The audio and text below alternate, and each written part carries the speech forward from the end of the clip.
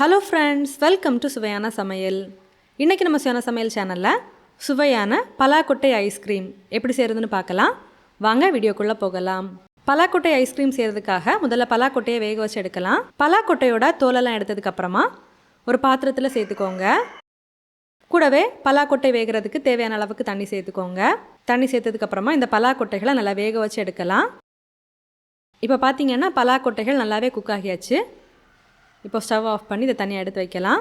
பலாக்கொட்டை ice cream செய்கிறதுக்காக நல்லா வேக வச்ச பலாக்கொட்டை நல்லா சூடானதுக்கப்புறமா ஒரு 30 எண்ணம் எடுத்திருக்கேன்.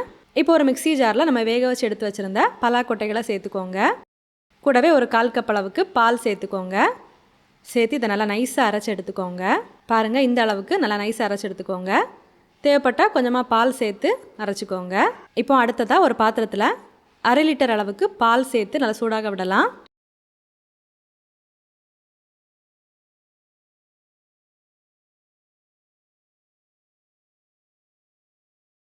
பாருங்கள், பால் நல்லாவே கொதிச்சு வர ஆரம்பிச்சாச்சு. இது ஒரு வாட்டி நல்லா கலந்து விடலாம். இப்போது இதில் ஒரு 1/2 கப் அளவுக்கு சர்க்கரை சேர்க்கலாம். நீங்கள் உங்கள் இனிப்பு சுவைக்கேற்ப சர்க்கரை சேர்த்துக்கோங்க. சேர்த்துட்டு நல்லா கலந்து விடலாம். சர்க்கரை நல்லாவே கரைஞ்சி வரட்டும். இப்போ பார்த்தீங்கன்னா சர்க்கரை நல்லாவே கரைஞ்சி வந்தாச்சு. இப்போது அடுத்ததாக நம்ம அரைச்சி எடுத்து வச்சுருந்த பலாக்கொட்டை விழுதை இதில் சேர்த்துக்கோங்க. சேர்த்துட்டு நல்லா கலந்து விட்டுக்கோங்க. நல்லா கலந்து விட்டதுக்கப்புறமா மிதமான தீயில வச்சு அடி பிடிக்காமல் நல்லா கொதிக்க விடலாம்.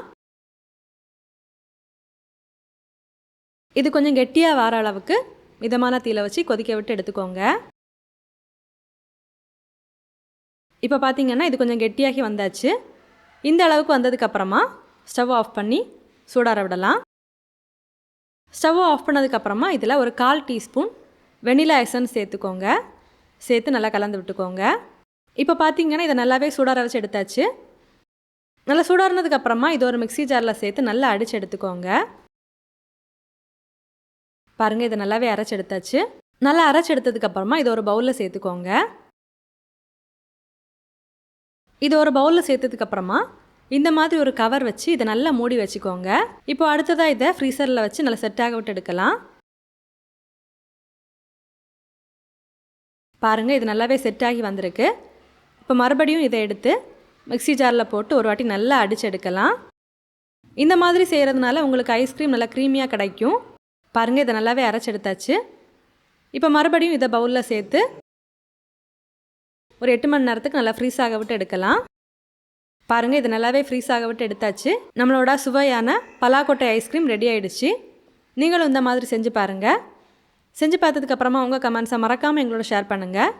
இந்த வீடியோ உங்களுக்கு யூஸ்ஃபுல்லாக இருந்தது அப்படின்னா வீடியோவை லைக் பண்ணி உங்கள் நண்பர்களோட பகிர்ந்து கொள்ளுங்கள்.